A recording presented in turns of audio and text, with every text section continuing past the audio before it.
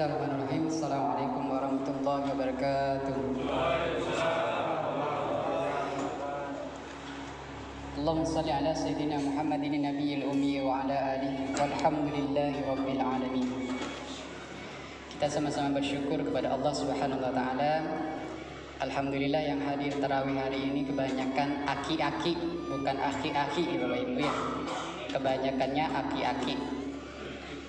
Usia lanjut ya Pak. Aki-akinya pada nggak ada. Bapak Ibu yang semoga Allah rahmati dan Allah berkati, kita merenungkan sebuah hadis yang diriwayatkan At-Tirmizi yang berbunyi, "Wa man ahya sunnati," katanya, "faqad ahabbani, wa man ahabbani kana ma'iyya fi jannah." Kata Rasulullah sallallahu alaihi wasallam, barang siapa yang menghidupkan sunnahku berarti dia mencintaiku, dan barang siapa yang mencintaiku maka dia bersamaku nanti di surga.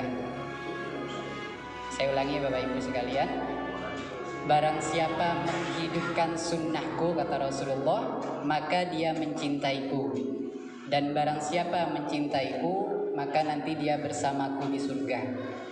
Pengen kan Bapak Ibu bersama Allah di surga? Pengen, Masya Allah. Bapak Ibu yang semoga Allah rahmati dan Allah berkahi, kita sekarang masuk ke 10 terakhir di bulan Ramadan, malam ke-23. Ada hadis sahih, 2 hadis sahih yang harus kita renungkan bersama, bahwa Rasulullah itu ketika 10 terakhir biasa menghidupkan i'tikaf ya Bapak Ibu ya.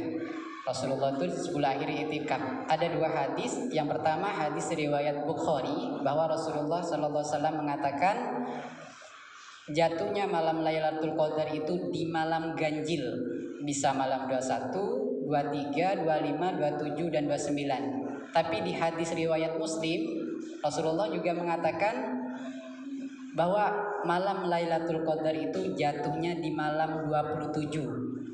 Itu sampai-sampai Ubay bin Ka'ab mengatakan, saya bersumpah mendengarkan seperti itu dari Rasulullah sallallahu alaihi wasallam. Jadi mangga Bapak Ibu sekalian diagendakan malam 27 i'tikaf. Ya. Semoga kita mendapatkan malam Lailatul Qadar yang pahalanya setara dengan 1000 bulan ya Bapak Ibu ya. Coba diagendakan, mangga pasangannya siapa yang siap bareng-bareng. Karena Rasulullah mengatakan, Allah Subhanahu wa taala berfirman di surat Al-Fajr ya, "Fadkhuli fi ibadi," kata Allah. Kalau Bapak Ibu sendirian tentu males. Betul nggak Bapak Ibu? Betul. Makanya Allah mengatakan di surat Al-Fajr ayat 29, "Fadkhuli fi ibadi," katanya. Berkumpullah dengan orang-orang yang soleh. Berkumpullah dengan orang-orang yang siap berjuang katanya. Maksudnya di sini berjuang yang mau sesuai dengan keinginan Allah. Nah, nanti Bapak Ibu baru dapat tiket di ayat 30-nya. "Wadkhuli jannati," kata Allah. Dan masuklah Bapak Ibu ke dalam surgaku. Ya, kita berangkat dari hadis Rasulullah yang pertama. Ya Bapak Ibu sekalian, tadi saya baca di rakaat ke salam ketiga ya. Saya membaca, "Wa ma khalaqtul jinna wal insa illa liya'budun." Dan tidaklah manusia ini diciptakan hanyalah untuk menyembah kepada Allah. Satu. Yang kedua di surat Al-Hasr ayat halaman 30, di halaman ketiga. "Ya ayyuhalladzina amanu taqullaha wal tanzur nafsum ma qaddamat lighad." Kata Allah di sini di ayat ini. Di surat Az-Zariyatnya Allah bilang kita diciptakan untuk menyembah. Di ayat di surat Al-Hasrnya Allah mengatakan, "Wahai orang-orang yang beriman," kata Allah, "persiapkanlah bekalmu untuk hari esok." Bukan besok hari Bapak Ibu, tapi hari esok nanti di akhirat. Nah, di surah Al-Fitrnya Allah mengatakan juga, "Alimat nafsum ma qaddamat wa akharat," kata Allah. Kamu nanti melihat apa yang Bapak perjuangkan, apa yang Ibu perjuangkan, kamu akan lihat. Ya, ma qaddamat wa akharat, dan Bapak Ibu juga akan melihat apa yang Bapak Ibu sia-siakan. Ya. Secara tidak langsung Bapak lagi mendesain. Tahu mendesain kan Bapak Ibu ya? Lagi pengen ngisi rumah nanti di surga tuh, pengen diisinya apa aja sih gitu.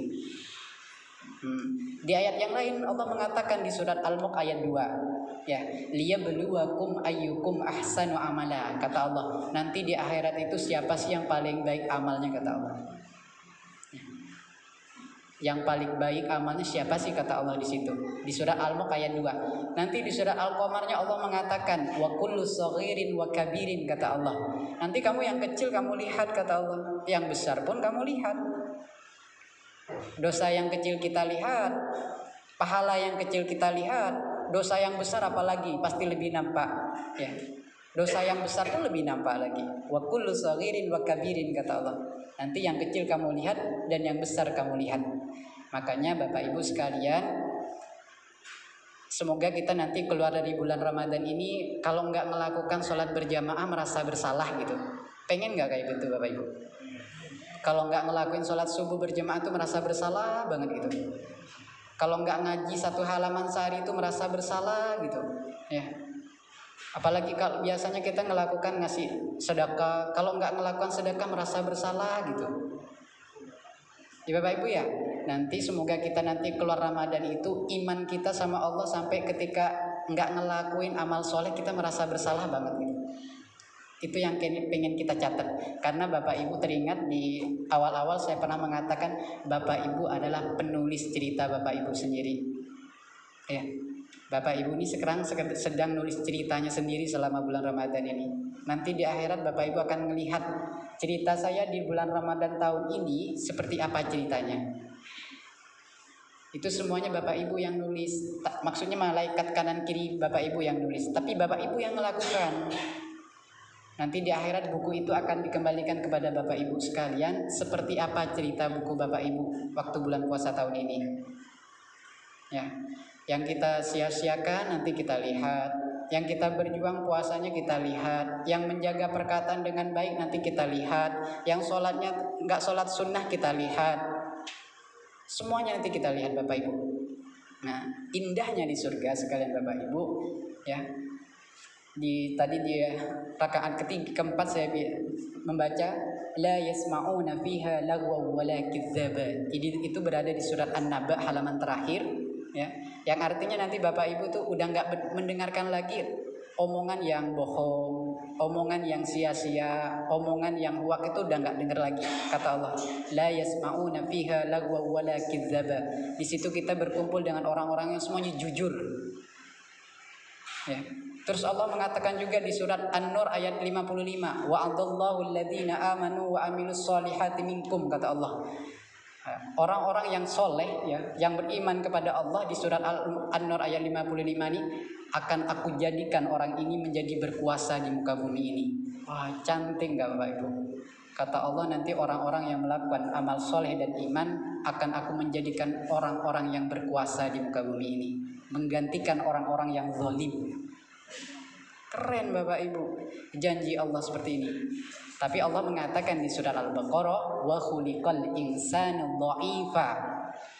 Pernah dengar Bapak Ibu bacaan ini? Mungkin yang pernah lagi tadarus pasti baca ini. Wa khuliqal insanu dha'ifa, katanya. Manusia ini Allah ciptakan dengan kelemahan, mempunyai sifat lemah. Terus apa arti dari sifat lemah di sini? Kenapa Allah menciptakan kita dalam kondisi lemah? Ternyata kondisi lemah itu dibuat oleh kita Bapak Ibu. Bapak Ibu melakukan dosa dikit-dikit dikumpulin, habis itu malas ujung-ujung ibadah. Ya, Bapak Ibu perkataannya nggak dijaga, dicicil dikit-dikit, ujung-ujungnya kita malas untuk zikir. Ya, Bapak Ibu ngelangkah ke jalannya yang tidak sesuai keinginan Allah, dikit-dikit nggak kerasa, itu ditimbun sama Bapak Ibu, dikumpulin dikit-dikit, ujung-ujungnya kita menjadi hamba yang lemah gara-gara dosa kita sendiri. Kalau kita kembali ayat ini, wa khuliqal insanu dha'ifa, dan kata Allah, aku menciptakan hambaku ini dalam kondisi lemah, tapi lemahnya diciptakan oleh dirinya sendiri karena ditimbun oleh dosa-dosanya yang dibuat oleh dirinya sendiri.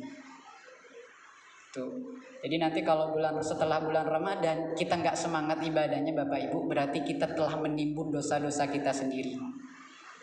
Ke masjid dengar azan biasa aja gitu, dengar orang ngaji ya nggak apa-apa, ya dia dapat sendiri, aku dapat sendiri. Dan semoga saya harapan Bapak Ibu sekalian banyak-banyak berdoa di malam ganjil ini. Mungkin di awal-awal kita banyak bolongnya amalnya, kita tutupi dengan amal 10 terakhir nih Bapak Ibu, dengan amal-amalan yang begitu baik, begitu mengagumkan. Nanti ketika nanti di akhirat kita bangga gitu. Karena Ibnu Jauzi mengatakan, Bapak Ibu, kata Ibnu Jauzi, sekarang nggak apa-apa lelah-lelah, paling tarawihnya 15 menit atau 20 menit. Nah itu. Tapi nanti Bapak Ibu di akhirat istirahatnya lebih lama. Itu kata ulama kita Ibnu Jauzi. Nggak apa-apa sekarang lelah-lelah deh di dunia beramal soleh. Mau tarawihnya, mau baca Qur'annya, mau zikirnya, lelah-lelah nggak apa-apa. Tapi nanti ketika masuk surga nanti Bapak Ibu dalam kondisi istirahatnya yang panjang banget, menikmati karena amalan Bapak Ibu yang dicicil itu. Semangat ya Bapak Ibu ya, insya Allah kita teringat bahwa illal ladzina amanu wa amilus solihati wa tawassaw bil haqqi wa tawassaw bis sabr. Ini di surat Al-Asr. Kata Allah, setelah kita meyakini kebenaran, wa tawassaw bil haqq, Ibu yakin bahwa setiap baca Quran itu pahalanya satu huruf itu 10 kebaikan. Ibu yakin, Bapak Ibu yakin bahwa sholat di masjid itu pahalanya 27. Ibu yakin itu. Ibu yakin kalau zikir bahwa Ibu akan menjadi tentram hatinya. Ibu yakin bahwa ketika sedekah Allah akan membalas berkali lipat. Nah, tinggal Bapak Ibu wa tawassaw bis sabr, tinggal sabarnya. Ya, setelah kita yakin, kita imani, tinggal kita sabar melakukannya. Ya.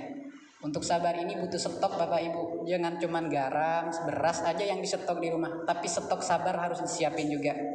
Biar ketika anak jengkel, orang tua jengkel, kita punya stok sabar gitu. Enak kan Bapak Ibu kalau kita punya stok sabar ya. Ya semoga Allah yang membantu ganti gitu. Keren Bapak Ibu. Hidup kalau kita punya stok sabar, stok takwa itu lebih enak daripada hidup yang sedikit Allah uji sentil dikit sama Allah dia udah gelisah gitu. Tapi orang yang mempunyai takwa, mempunyai iman itu ketika Allah sentil pasti dia mengatakan, pasti ini Allah akan menghapuskan dosa yang pertama, yang kedua pasti akan mengangkat derajatku nanti. Wah keren Bapak Ibu. Itulah tipe orang beriman.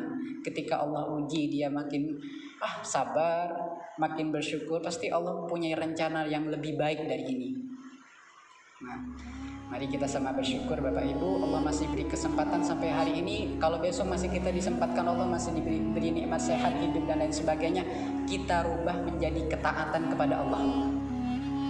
Sepakat ya Bapak Ibu. Besok kalau Allah masih hidupkan kita dari habis subuh bangun sahur dan dihidupkan lagi, rubah nikmat itu menjadi ketaatan kepada Allah Subhanahu wa taala agar kita pantas memasuki surganya Allah dalam kondisi tidak malu.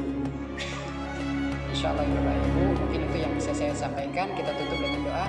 Rabbana atina fid dunya hasanah wa fil akhirati hasanah wa qina adzabannar. Assalamualaikum warahmatullahi wabarakatuh.